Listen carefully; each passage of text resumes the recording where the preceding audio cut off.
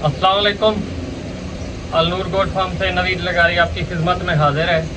आज का जो हमारा टॉपिक है गोट फार्मिंग में सबसे अहम टॉपिक है।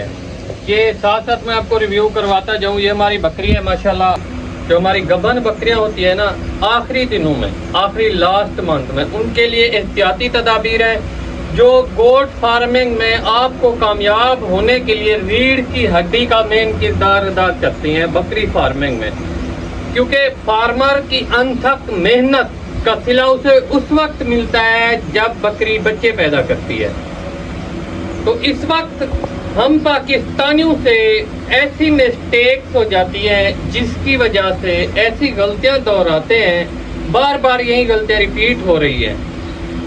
सबसे पहले जब बकरी हमारी आखिरी दिनों में चल रही हो, खुराक अच्छी रखे।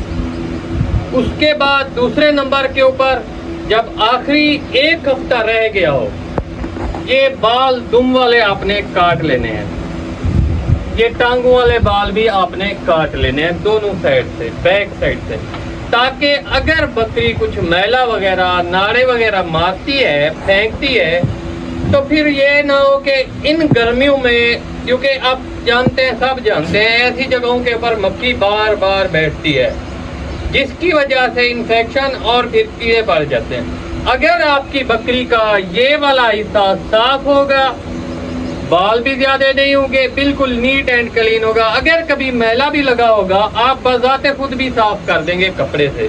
ये आपको मैं दिखा दूं, ये सारी टाकियां टंगी हुई है, ऊपर लटकी हुई है, रखी हुई है, आपको नजर आ जाएंगी। कैमरामैन दिखाने की कोशिश कर रहे हैं। ये देखें, ये बकरियों की सफाई के लिए होती हैं। कभी इनकी आंखों में कोई जिद्दें वगैरह होती हैं, कोई ऐसा मैला हो जाता है बाज़ औक़ात, तो बंदा साफ कर लेता है, या कभी नाक वगैरह भी साफ कर लेता है अगर कहीं इनको जुकाम वगैरह लगा हुआ हो। तो ये चीज़ें होती हैं। ये आपका मेजर मसला है, क्योंकि मैं बहुत से लोगों को देख चुका हूँ, बड़े बड़े फार्मर हजरात को भी नहीं काटते बाल। यार ये नुमाइश से हटकर बकरी के लिए मेन उसकी एक प्रॉब्लम है जो आपने खुद खत्म करनी है, इसकी सफाई की। और अब बारी आ जाती है बकरी के खुर। ये आप देख लें, अब इसके खुर हमने कब बनाए थे? जब हमारी बकरी 3 माह प्लस की प्रेग्नेंट थी, मतलब 3.5 माह की, उस वक्त हमने इसके खुर बना लिए थे। वैसे तो 3 माह तक बनाने चाहिए, लेकिन हमने तकरीबन 3 माह 10 के करीब इसके खुर बनाए थे। अब भी अल्हम्दुलिल्लाह बकरी ने आगे 1 महीना निकालना है। ऐसी बहुत सी बकरियां अंदर बैठी हुई है, मतलब 3-4 और भी बैठी हुई है।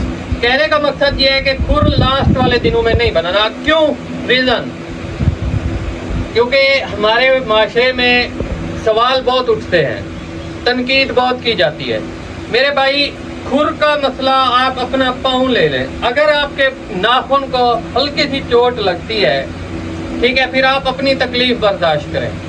इसी वजह से अगर आप खुर बनाते वक्त थोड़ा सा भी खुर की हद से ज्यादा अंदरले हिस्सा तक चले गए, तो उससे ये होता है कि इनकी टांगों में, घुटनों में, इन जगहों के ऊपर, ये कैमरामैन दिखाने की कोशिश कर रहा होगा, इन जगहों के ऊपर क्या होता है भाई, सोजिश हो जाती है। चारों टांगों के ऊपर, फ्रंट साइड, बैक साइड के ऊपर भी बकरियां बैठ जाती हैं। बड़े बड़े फार्मर हजरात ने तजर्बा किया है, फिर लास्ट के ऊपर है 6 लाख 7 लाख की बकरी ऐसे ही गवा बैठे हैं। तो आखिरी दिनों में कभी भी, आखिरी 1.5 माह में, 1 माह में आप बकरी के खुर हरगिज़ कतन ना बनाए। अब आती है खुराक की बारी। हमें ये ना मालूम, कभी भी कोई बंदा भी ये नहीं कह सकता। एक अंदाजा होता है कि बकरी के पास 3 बच्चे, 4 बच्चे हैं। बाज़ औक़ात बड़े बड़े पेट वाली बकरियां भी 1 बच्चा पैदा कर देती हैं।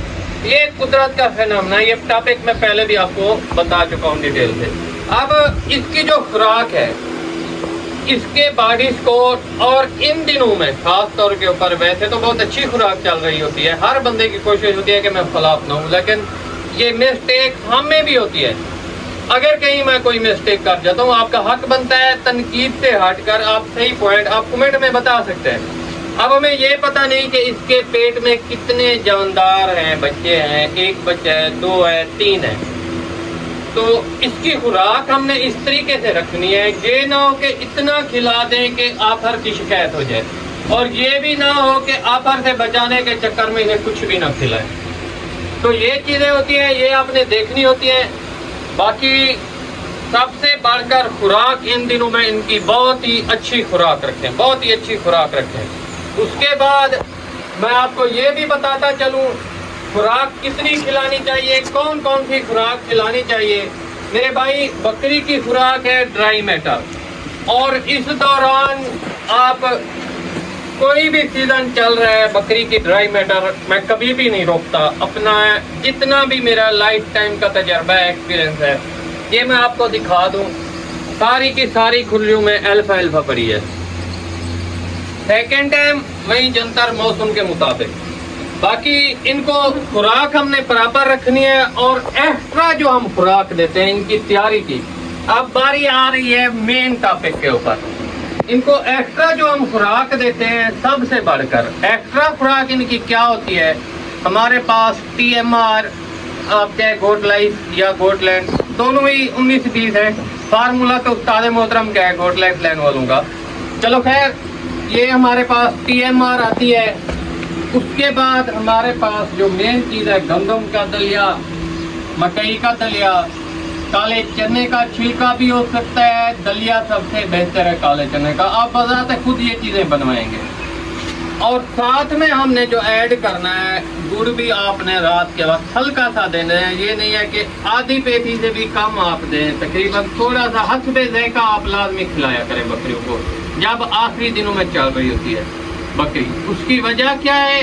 یہ ہمارے پاس میں بلکہ اس ٹاپک کو آپ کو کلیئر کر کے بتاؤں گا کہ گڑ کی کیا افادیت ہے۔ گڑ کی جو افادیت ہے ہماری بکری فارمنگ میں، یہ اس ٹاپک کو میں الگ انشاءاللہ اگلی ویڈیو میں آپ کو کلیئر کروں گا، لیکن آپ نے حسب ذائقہ اتنا سا لازمی دینا ہے آخری 1 ماہ سے لے کر بکری کی ڈیلیوری تک۔ کوئی ایشو نہیں ہوتا۔ تمام گڑ کے جتنے بھی فائدے ہیں سب بتائے جائیں گے، کن بکریوں میں آپ استعمال کر سکتے ہیں، بکروں میں استعمال کر سکتے ہیں، کس موسم میں استعمال کر سکتے ہیں، گڑ کا پانی کیسے دینا ہے، یہ کمپلیٹ الگ ٹاپک ہے۔ تو آج کا جو ہمارا ٹاپک کلیئر ہوا، پریگننٹ بکری کی جو احتیاطی تدابیر ہیں۔ سب سے پہلے ہم نے بکری کی خوراک اچھی رکھنی ہے، اس کی دم والے بال کاٹ لینے ہیں، ٹانگ والے بال کاٹ لینے ہیں۔ یہ ریپیٹ اس لیے کر رہا ہوں، لاسٹ میں بہت لازمی ہوتا ہے۔ اس کے بعد ہم نے اس کے کھر نہیں بنانے، خوراک کا لازمی اہتمام کرنا ہے۔ ہم نے اس کے لیے ایکسٹرا آرڈنری خوراک میں جو چیزیں آتی ہیں وہ آپ کو بتلائی گئی ہیں۔ انشاءاللہ نیکسٹ ویڈیو میں ملتے ہیں۔ دعاؤں میں یاد رکھیے گا۔ اگر کسی دوست کوئی پازیٹیو رائے دینا چاہتا ہے، آپ کو رائے دینے کا حق ہے تنقید سے ہٹ کر۔ تو انشاءاللہ نیکسٹ ویڈیو میں ملتے ہیں۔ فی امان اللہ۔